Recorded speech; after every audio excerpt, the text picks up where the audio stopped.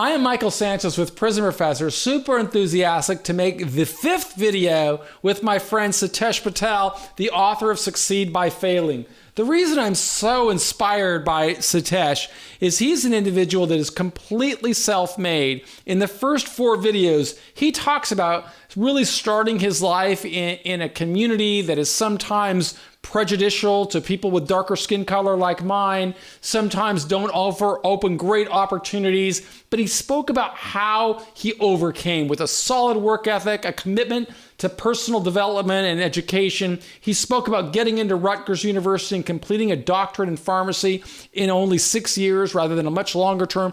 He spoke about building a great business. And in this time, we're going to talk about how his personal life transformed as he took this business to a peak of $30 million in annual revenues. So as the architect of all that success, Sitesh, tell us a little bit about how your personal life changed. It had to change in some kind of way as you helped the business succeed. Oh, big time. I mean, when we go from, doing sub 2 million to 30 million, things change. Mm-hmm. Opportunities come your way. You have a lot more confidence in the work that you're doing because you see the results and you start building it personally where it's like, you know what? My work, my hard work, my ethic, everything I'm putting in is giving some results to me. So now I'm feeling good about it. And I know I can just keep going. How old were you at that time? I was maybe 25, 26. Do you remember the first substantial purchase that you made as a 24, 25-year-old? Yeah, so I was saving for a while and nothing is ever promised forever, right? So I wanted to make sure that when I made my first big buy, that it was something that I can hang on to for a long time, right? So my first big buy was my house. Tell us about your house. What part of the country? I know that we're in California, but were you in Los Angeles, Orange County? Tell us about this house purchase and how old you were. Yeah, so I was maybe 26, 27 at the time when I bought it, and it was in Irvine, which is, I'd say, mid to south Orange County. So an affluent part of the country, certainly an affluent part of Southern California. Yeah, very much so. It was a brand new community, brand new area. So I was really excited. To park money, watch it appreciate, watch it grow, and have a place to live. It was nice being able to say, hey, I bought a house and I have a place to live, and this is my asset. This is going to grow. What were some of the other purchases that you saw young professionals like yourself doing? What were they doing with their money as they became more successful? So everyone has, their investments like their homes, but then they also have some of their fun money too. So, I bought a new car, I was buying watches and, going out to fancy dinners and just really living the life. How about the success that you felt in growing your workforce and helping, more people find jobs that would sustain their families and communities? Yeah, and that was awesome. We went from maybe 10, 11 employees to our peak was like around 120 employees. So when you look back at it and you say, the work that I was putting in, the hustle, the grind, it was helping so many people in our community create jobs for them, create a source of income. And I took that as a responsibility that only meant I had to work harder because I had to make sure not just the business thrived and succeeded, that all these jobs were safe. So that was a really cool thing that, I got to do. In the previous episode, you spoke with us about the increasing levels of purchase orders going from, $5,000 to $10,000 purchase orders to purchase orders that exceeded $100,000 and even some into the millions of dollars in annual receipts.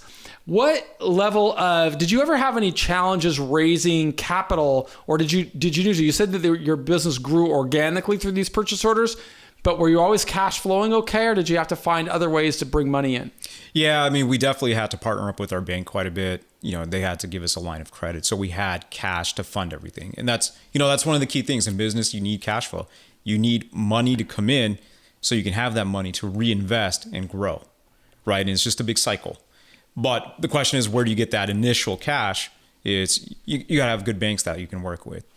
Did you have a role in negotiating those lines of credit and developing relationships with financial partners? Yeah. So when we would approach these bankers, we'd show them kind of the purchase orders that we're receiving in and, the value in the clients and how they're paying and so forth. So we wanted to give them a sense that there was, a true partnership, not just between us and the clients, but us and the banks as well, and that we can all grow together. And what type of people did you surround yourself with when you were building these teams, professional teams to grow your company? Tell us about some of the key hires that you had to make, not their names, but rather the positions you had to fill that could help you strengthen any weak spots or any gaps in your own personal knowledge. Yeah, so a lot of the areas that I was involving my hands in, were areas that I had no knowledge on to start with. So eventually we had to hire key people that could take over these things. And one example would be someone that can manage quality control, manage quality assurance. So, we call them, a quality manager, a director of quality. So that was a great example of one who can bring in their areas of expertise, years of knowledge and so forth, and build an actual quality program within the company.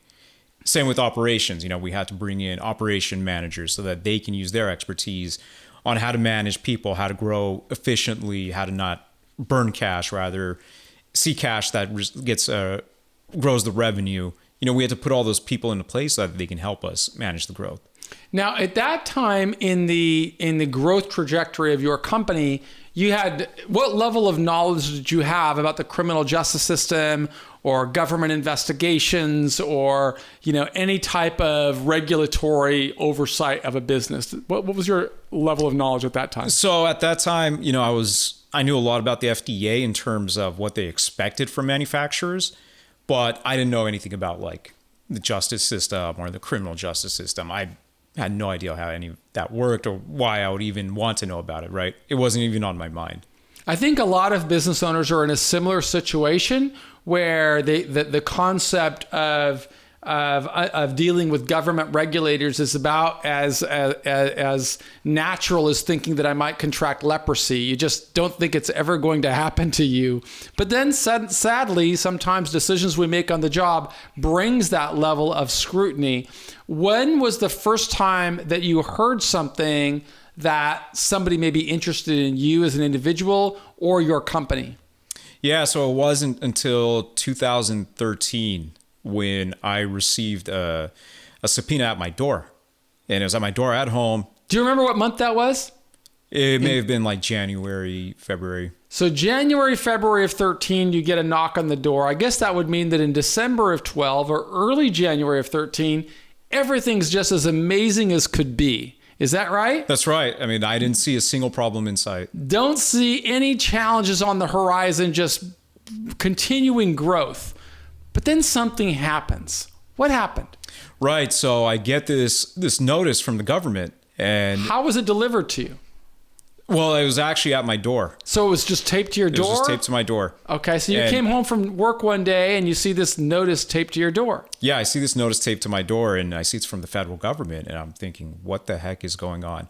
Why are they sending me this? Or maybe it's just a joke, right? I was taken back by it because I didn't expect it. Because you don't open it until you get in the house. You're just looking at this. It's kind of unusual. Yeah, it was very unusual to get. We're talking to Sitesh Patel, the author of Succeed by Failing, and in the first 5 episodes, we've heard a lot about his success. In the next episode, we're going to learn a little bit more about what was in that ominous envelope that says federal government. I can tell you that President Reagan had some pretty wise words about that. He said, here are the 9 worst words that any American wants to hear. I'm with the government and I'm here to help. So yeah, I guess you knew that wasn't somebody to help you. Yeah. We're going to find out in the next episode just what it was and what you should be learning about how dealing with catastrophe, what steps that you can take. We're going to hear the good lessons and the bad lessons in the remainder of these first series of videos that we're recording with Sitesh Patel, author of Succeed by Failing.